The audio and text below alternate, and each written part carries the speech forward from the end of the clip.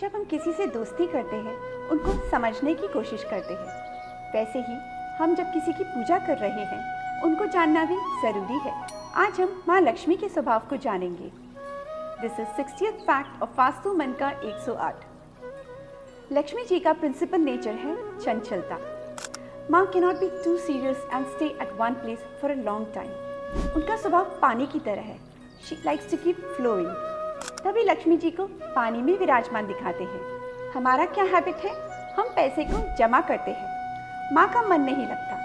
Circulation ज़रूरी है, वरना माँ कुछ और बहाना बना लेंगी वहाँ से जाने का। मनी सर्कुलेशन मतलब एक्स्ट्रावेगेंजा नहीं, मतलब use it for others too. अपने प्रियजनों को गिफ्ट्स दे, गरीबों और ज़रूरतमंदों को मदद करें, हॉस्पिटल्स, ऑर्फनेजेस एंड आश्रम्स में कंट्रीब्यूट करें। एंड सी हाउ माँ Lakshmi keeps coming back to you. जय माँ लक्ष्मी। ओम वास्तु देवताय नमः।